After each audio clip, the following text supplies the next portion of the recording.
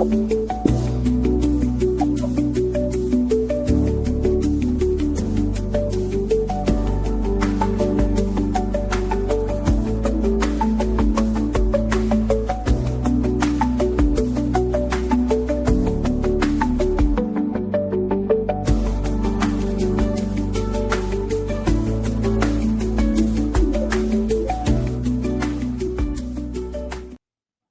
isso, salve, salve, galera do YouTube, mais um vídeo aqui no canal, né?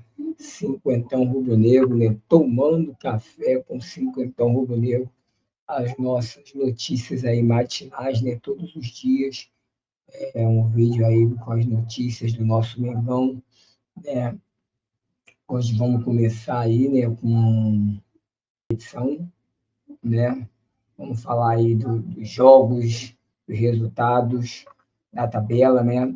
Como estão os times aí, né, depois da segunda rodada da competição. O Flamengo já tem 3 jogos, sabemos por quê, né? Mas a competição está na sua segunda rodada, né? Vamos aqui, né, já colocar aqui a tabela. Vamos colocar a tabela aí da competição aí, né? A tabela do Campeonato Carioca. Depois da segunda rodada, nós temos aí o Volta Redonda, né? Líder do grupo A com 6 pontos, depois da grande vitória, né? Infelizmente, da grande vitória em cima do Flamengo, por 3-0, o Volta Redonda assumiu a liderança do grupo A e automaticamente a liderança do geral, né? Volta Redonda é o líder geral da competição, né? Dos dois grupos. Em segundo, o Vasco, que empatou com o Nova Iguaçu em casa ontem, né? Então, está aí com 4 pontos, uma vitória e um empate. O Bangu é o terceiro, o Bangu que perdeu, né? O Bangu perdeu em Moça Bonita, perdeu, né? O Bangu perdeu. O Bangu tem, na tabela, o Bangu tem 2 jogos, né? Uma vitória e uma derrota. O Bangu ganhou o Flamengo e perdeu, né? Maricá, né? O Bangu perdeu para o Maricá, né? E está aí com 3 pontos na tabela. O Fluminense, que também perdeu, né, na rodada para o Boa Vista, também tem 3 pontos. E o Maricá, o Bangu perdeu para o Madureira, tá? O Bangu perdeu para o Madureira. Me desculpe, o Maricá tem 0 ponto. O Bangu perdeu para o Madureira. Até porque Bangu e Maricá não podem jogar que estão no mesmo grupo. Então, o Bangu ele perdeu para o Madureira, né? O Maricá tem 0 ponto, né? No grupo B, que é o grupo que está o Flamengo, tem o Nova Iguaçu que conseguiu empatar com o Vasco, né? Em São Januário tem 4 pontos. O Madureira é o segundo colocado do grupo com 3 pontos, depois da vitória em cima do Bangu. O Boa Vista também conseguiu 3 pontos após a vitória em cima do Fluminense. O Flamengo continua com 1 ponto em 3 jogos, né? É o lanterna da competição, né? E a Portuguesa, né, perdeu.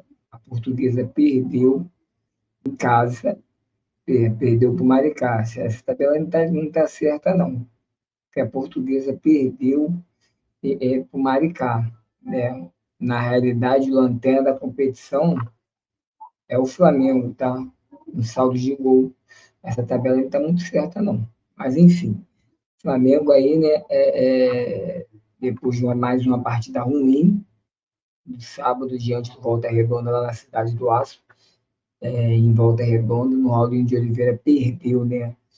Após o zagueiro lateral Carbone ser expulso aos 10 minutos do primeiro tempo, onde ele teve duas entradas violentas e desleais do jogador do Volta Redonda, né? Ele foi expulso aos 10 minutos, prejudicando assim demais um time já conturbado, um time já desorientado, um time completamente, né, fora de jogo, que é essa galera do sub-20 do Flamengo.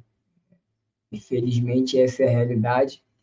Né? A nossa prata da casa, que estava sendo muito, né, eu, por exemplo, confiava demais, estou muito decepcionado com essa base, depois de 3 jogos, né, está decepcionando muita gente, mas enfim, o Flamengo perdeu, é o último colocado da competição, e aí, né, gente, o que acontece? Né, detalhado assim, a gente tem, após a segunda rodada, um Volta Redonda liderando com 6 pontos no geral, mostrando força, muito até dentro de casa. O Vasco vem logo atrás com 4 pontos, seguido por Nova Iguaçu por 3 no grupo B. Né? E o Flamengo, uma situação difícil, com apenas 1 ponto em 3 jogos. Né? Ah, mas o Flamengo não vai cair, não vai cair, mas segundo informações das transmissões, eu não acredito nisso, tá? Eu acho que isso vai mudar. Eu, sinceramente, não posso crer nisso, eu não posso crer nisso. Segundo informação da transmissão, o Flamengo vai para o jogo diante do Vasco com o sub-20 e com o técnico Pivete no comando. Eu, sinceramente, não acredito nisso. Depois de 3 jogos ruins, essa direção manter, né, os garotos para esse jogo importante contra o Vasco, você tem 2 clássicos, você tem o Vasco e o Fluminense. Né? E se perder para o Vasco, que não seria nada de anormal pelo que está jogando a equipe sub-20 do Flamengo, vai complicar demais a situação. Aí o que acontece? Os 2 últimos de cada grupo vai disputar ali o quadrangular do descenso. Do descenso. Aí o que acontece? Se são quatro, se são 4 times, né? Cada um vai ter 3 jogos. E aí são mais 3 datas dentro da competição, né? Dentro da temporada, que o Flamengo não, necessariamente não precisava disso. Né? O planejamento, na minha concepção, foi errado. E aí eu até entendo o planejamento inicial, se usar os garotos da base para você, né, poder preparar melhor o seu time principal, mas quando tem a primeira derrota e tem a segunda, já era para ter mudado esse planejamento. Você não pode esperar a terceira e sequer a quarta derrota para querer, né, resolver o problema. Então, na minha concepção, se na quarta-feira for confirmado que vem o time sub-20 com o treinador Pivete no comando, tipo assim, vamos torcer, é Flamengo, vamos torcer, mas dificilmente essa equipe está com força, está com moral, está com confiança para vencer um clássico com o Vasco, que hoje jogou e poupou muito do seu time, jogou mesclado hoje, poupou muito em função do clássico de quarta-feira. Quarta-feira o Vasco deve vir com força máxima. E aí, cara, claro, eu vou torcer muito para acontecer a vitória, mas é muito difícil, muito em função dessa equipe sub-20 estar sem confiança dentro da competição. Né? Então, é complicado. Né? Para dizer aqui, né, já os próximos jogos, é a terceira rodada, no caso, o Maricá enfrenta o Bangu no João Saldanha, né? O Botafogo pega o Volta Redonda no Newton Santos, o Flamengo enfrenta o Vasco às 21 horas no Maracanã, o clássico, isso na quarta-feira. Na quinta, o Madureira enfrenta o Sampaio Correia em Conselheiro Galvão às 17 horas, o Boa Vista enfrenta a Portuguesa lá no Elci Rezende Bacaxá às 19 horas, e na sexta-feira, o Nova Iguaçu enfrenta o Fluminense com o horário ainda a confirmar. Né? Então, essa é a tabela da próxima rodada, terceira rodada. Né? Teoricamente, é o meio da competição. Lembrar que esse torneio ele é de tiro curto, são só 6 datas, né? E os 2 primeiros de cada grupo se classificam para final, né? Para a decisão do estadual, né? Do Campeonato Carioca, e os 4 últimos vão decidir ali, num quadrangular, o descenso e quem o último né, automaticamente cai para a segunda divisão. Esperemos que o Flamengo não esteja nesse grupo aí. Eu acho, por exemplo, uma situação vexatória, né? Ah, mas está jogando com sub-20, tudo isso, entendeu? Entendo que o Flamengo cagou e andou para esse campeonato carioca, né? Que já que a prioridade é a Copa do Brasil, Brasileiro e Libertadores. Aí eu te pergunto, vão jogar com o sub-20 a Supercopa do Brasil? Vão jogar com o sub-20 a Recopa? Também não está na prioridade do Flamengo, e nem por isso é que ele vai abrir mão dessa competição. Então, entendo que inicialmente era necessário usar um time,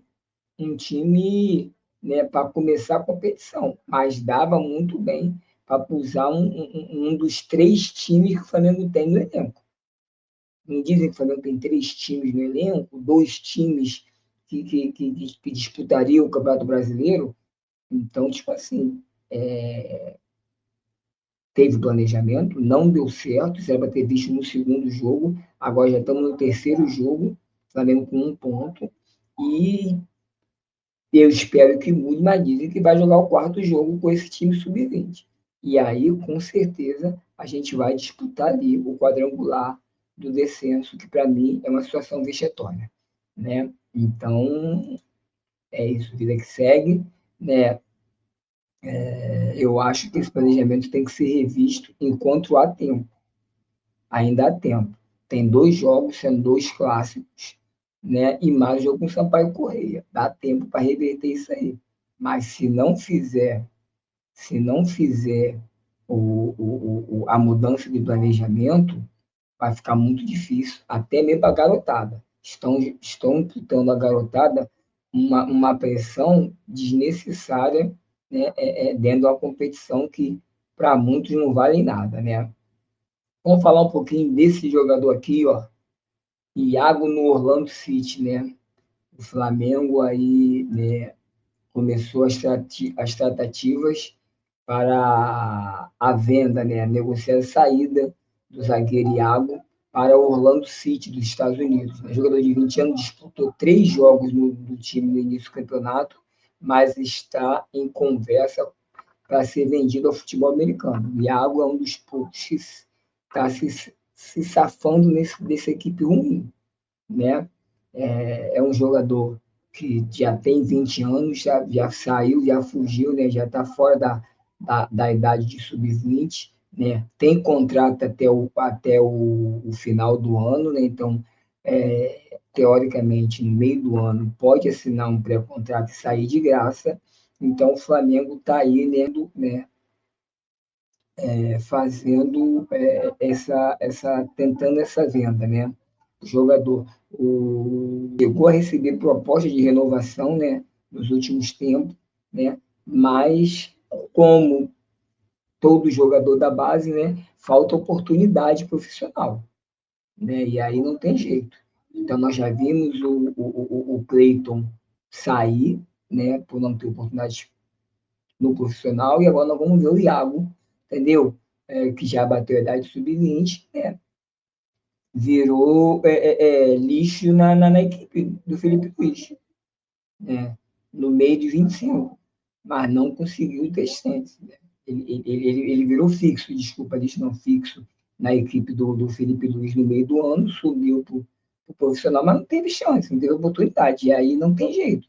E aí o Flamengo já está pensando na frente, sabendo que no meio do ano pode, né, assinar um pré-contrato.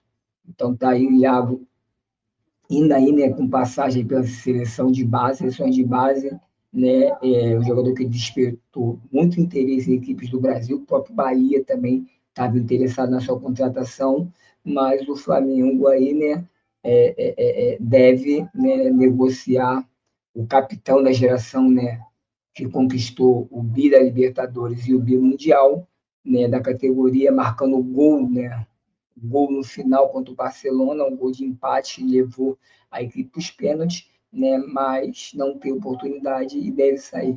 Chegou no Flamengo no Sub-17, né, ele veio de Volta Redonda, é um jogador que surgiu em Volta Redonda, foi, né, veio para o Flamengo, né, com 4 jogos somente no profissional. Né? Então, deve estar de saída aí essa informação inicial, né, que o Flamengo negocia esse atleta com o Orlando City. Né? É uma pena, né, mas já era previsto isso. Com a chegada do Vitão, esse setor de zaga fica quase inviável, tanto para ele como para o João Vitor. Tá? O João Vitor vai ser o próximo a pedir para sair do Flamengo. Tá? Porque o jogador não vai, os jogadores, seus agentes, não vai ficar lá no profissional, sentado no banco, sem ter oportunidade, jogador de 17 para 18 anos. Ele precisa seguir a carreira. Então, o Gabi não tem oportunidade. Infelizmente, não vai ter oportunidade. Então, é mais um jogador. Os agentes dele já tinham pedido que o Flamengo fizesse a negociação. E agora, com a saída do Iago, eu acredito que o João Vitor deve ir para o mesmo caminho.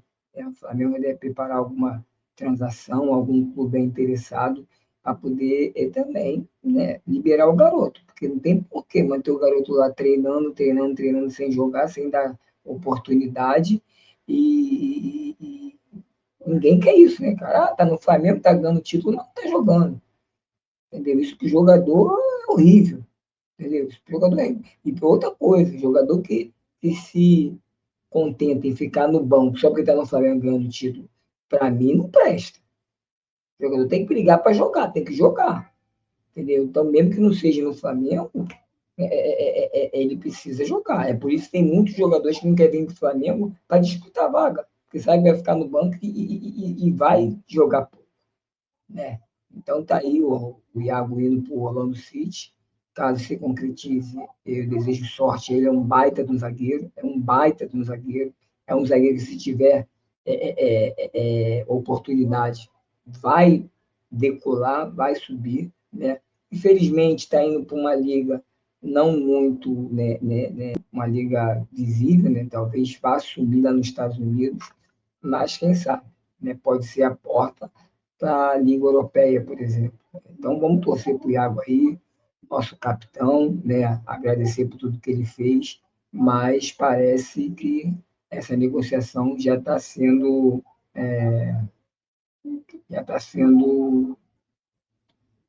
executada aí pelo Clube de Regatas do Flamengo. Né? Voltando aqui, né, cara? Voltando aqui ao clássico de quarta-feira, a FERJ, né? A FERJ ela definiu o árbitro para o clássico de quarta-feira entre Flamengo e Vasco, às 21h30 no Maracanã. Eu, particularmente, né, cara, estou muito preocupado.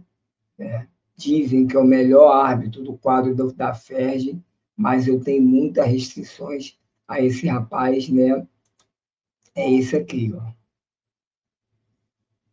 O Bruno Arleu de Araújo, né? É o árbitro escolhido pela FERJ, né?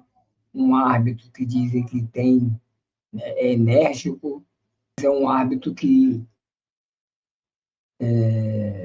tem a cabeça assim, ele quer ser mais estrela que os atletas. E no campo de futebol, as estrelas é o atleta. O árbitro tem que ser o que menos aparece.